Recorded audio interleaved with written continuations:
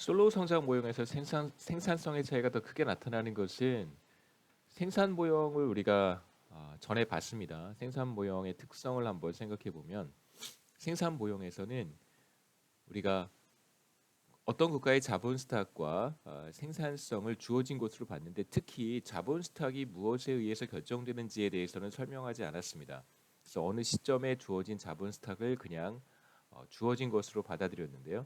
솔로우 성장 모형에서는 우리가 어떤 국가가 스테디 스테이트에 들어갔다고 했을 때 1인당 자본 스탁이라고 하는 것은 투자율과 생산성 그다음에 감가상각률에 의해 결정된다는 것을 봤었어요. 다시 말하면 S의 A 나누기 델타의 2분의 3승 이렇게 결정이 된다는 걸 우리가 확인을 했습니다.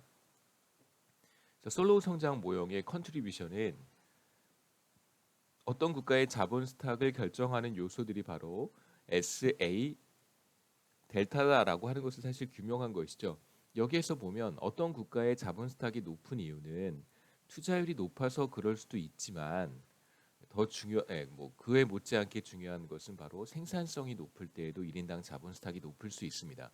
그러니까 투자율도 있지만 여기에 생산성도 들어가 있다는 것이죠. 그래서 이것을 제가 그림으로 한번 만들어 봤는데 생산 모형이라고 하는 것은 생산 함수를 이렇게 A의 K의 알파 혹은 3분의 1승으로 표현을 합니다. 그래서 1인당 GDP라고 하는 것은 일부는 자본 스탁에 의해서 결정이 되고 죄송합니다. 일부는 자본 스탁에 의해서 결정이 되고 일부는 생산성에 의해서 결정이 돼요. 생산 함수가 그렇게 생겼습니다. 솔로우 성장 모형에서는 이것을 어떻게 분해했냐면 일부는 생산성 맞고요. 우리는 이거에 대해서는 이것을 해결하기 위해서 어떠한 시도도 하지 않았습니다. 생산성은 주어진 것이라고 받아들였고요. 그 다음에 자본 스탁이라고 하는 것은 스테디 스테이트 상태에 들어간다면 K스타라고 하는 것은 일부는 생산성 A에 의해서 결정되고 일부는 투자율 S에 의해서 결정되고 또 일부는 델타에 의해서 결정이 될 거예요. 우리가 솔로우 성장 모형에서 이렇게 1인당 자본 스탁을 결정하는 것이 세 가지 요소들이다라고 얘기를 했습니다. 물론 자본의 기여도 알파 3분의 1도 역할을 하겠지만요. 그래서 1인당 GDP를 결정하는 요인들을 이렇게 들여다보면 결국 어떤 요소가 중요하다라고 하는 결론을 얻을 수 있냐면 우리가 무엇에 의해서 결정되는지 아직은 정확히 알 수 없는 생산성이 1인당 GDP를 결정하는 매우 중요한 요소가 된다는 것을 확인할 수 있습니다. 물론 투자율도 중요해요. 투자율도 중요하지만 K스타의 K스타를 결정하는 요소가 생산성인데 그 생산성은 K스타도 직접적으로 결정할 뿐 아니라 어, 간접적으로 1인당 GDP에도 영향을 미친다는 사실을 알 수 있습니다. 그래서 여기 있는 생산성이라고 하는 것은 직접적으로 1인당 GDP에 영향을 미치는 요소라고 할 수 있고요. 그래서 Y는 A의 K의 3분의 1승 스테디 스테이트에 있다고 가정을 하겠습니다. A가 직접적으로 Y에 영향을 미치는 바로 그 A가 이것이고요. 그 다음에 여기 있는 생산성이라고 하는 것은 다시 1인당 자본 스탁을 높이는 기능을 하고 더 높아진 자본 스탁이 다시 1인당 GDP를 높이는 역할을 합니다. 그래서 1인당 자본 스탁을 결정하는 요인 중에 생산성을 우리가 눈여겨본다면 생산성이라고 하는 것은 전체 그러니까 1인당 GDP를 결정하는 요소들 중에서 사실상 가장 중요한 요소다라고 이야기할 수 있다는 것이죠. 물론 투자율도 중요합니다. 그래서 투자율의 역할을 규명하기도 했지만 동시에 솔로우 성장 모형은 사실상 생산성의 중요성을 더욱 강조한 것이다라고 우리가 이해할 수도 있습니다. 그래서 솔로우 성장 모형이 단순하게 1인당 자본 스탁이 어떻게 축적되는지, 스테디 스테이트라는 것이 어떻게 결정되는지, 스테디 스테이트에서 자본 스탁이 어떻게 결정되는지, 투자율이 중요한 역할을 한다 정도까지만 알고 있으면 사실 그건 솔로우 성장 모형을 완벽하게 이해한 것은 아닙니다. 솔로우 성장 모형은 사실상 중요한 것은 물론 제가 알기로는 솔로우도 이런 생각을 갖고 있었던 것 같지는 않아요. 나중에 이제 솔로우 성장 모형을 여러 가지로 그 스터디했던 이후에 이제 경제학자들이 솔로우 성장 모형을 통해서 발견해낸 이제 사실들이라고 저도 알고 있고요. 그렇게까지만 솔로우 성장 모형을 이해하면 100% 이해한 것은 아닙니다. 생산성이 사실상 매우 중요한 역할을 할 수 있다라고 하는 것이 이제 솔로우 성장 모형에서 우리가 또 얻어야 할 중요한 메시지라고 할 수 있어요. 그래서 투자율의 차이가 국가 간 소득 격차를 설명하는 데에는 한계가 있다는 것을 우리가 알 수 있겠죠. 그래서 여전히 이건 어떤 국가의 A라고 하는 국가의 1인당 GDP고요. B라는 국가도 이렇게 생겼겠죠. 그렇죠? 이렇게 생겼을 거예요. 소득 수준이 A만큼 이게 전체가 소득 수준이라고 하면 뭐 그거보다는 조금 소득 수준이 낮은 국가는 조금 작게 사각형을 그릴 수 있습니다.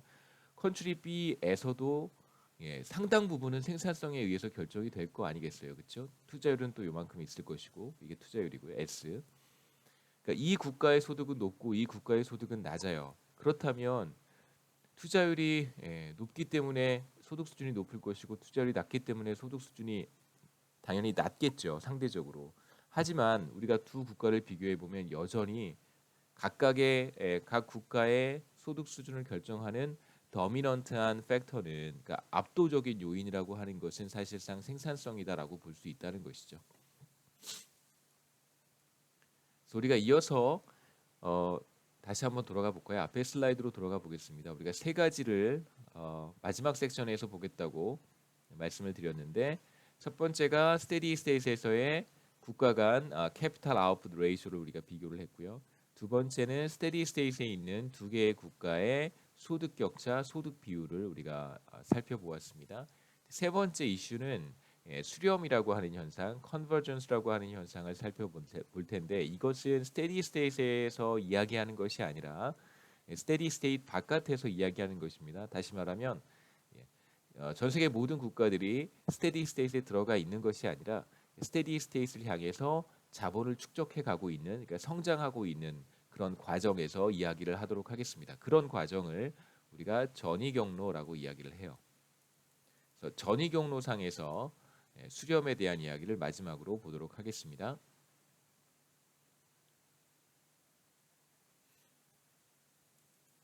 자, 이제 모든 나라들이 정상 상태에 들어가지 않았다고 한번 해보죠. 그래서 모든 나라들은 자본을 축적하고 있고 스테디 스테이트로부터 얼마나 멀리 떨어져 있느냐에 따라서 얼마나 빠른 속도로 자본을 축적하고 있는지, 얼마나 빠른 속도로 1인당 GDP가 늘어나고 있는지가 결정이 될 거예요. 그래서 스테디 스테이트로부터 멀리 떨어져 있지 않은 국가들은 자본 스탁이 늘어나는 속도가 비교적 느릴 것이고 1인당 GDP가 늘어나는 속도도 비교적 느릴 것이다라고 얘기할 수 있습니다. 반대로 정상 상태로부터 멀리 떨어져 있다면, 그렇다면 자본 축적의 속도도 빠르고요. 그다음에 1인당 GDP가 늘어나는 속도도 빠를 것입니다. 자본 스탁의 증가율이라고 하는 것은 자본의 한계 생산과 매우 밀접한 관련이 있습니다. 정상 상태로부터 멀리 떨어져 있는 경우에는 자본 스탁의 크기가 상대적으로 작을 수밖에 없겠죠. 그러니까 두 국가가 동일한 스테디 스테이트를 갖고 있다라고 한번 생각해 보시죠. 이런 그림을 그려 보겠습니다. 감가상각 델타 K고요. 투자 곡선만 그리죠. 이렇게 투자 곡선 S의 Y입니다. 그럼 여기가 스테디 스테이트 자본 스탁 K 스탁가 될 텐데, 한 국가는 현재 여기에 있고요. 또 다른 국가는 여기에 있다고 해보겠습니다. 그래서 컨트리 1은 스테디 스테이트가 굉장히 가깝고 컨트리 2는 스테디 스테이트로부터 멀리 떨어져 있어요. 자, 그러면 자본의 양이 상대적으로 적은 컨트리 2의 경우에 자본을 한 단위 늘리게 되면 추가로 생산할 수 있는 산출량의 크기가 상대적으로 더 크다고 볼 수 있겠죠. 컨트리 1과 비교했을 때 여기서 자본 스탁을 한 단위 늘렸을 때 추가로 늘어나는, 물론 이게 생산 함수는 아닙니다. 투자 함수긴 하지만 뭐 크게 다르지 않으니까요. 투자 함수를 통해서 그냥 보겠습니다. 컨트리 1에서 똑같은 크기의 자본이 늘어날 경우에 추가로 늘어나는 산출량의 차이를 비교해 보면 컨트리 2가 더 많을 거예요. 왜냐하면 자본 스탁이 늘어나면 늘어날수록 추가적으로 생산해낼 수 있는 산출량의 크기가 줄어드는 현상이 나타나는데, 그것을 우리가 한계 생산 체감, 자본에 대한 한계 생산이 체감하기 때문이다라고 이야기를 했습니다.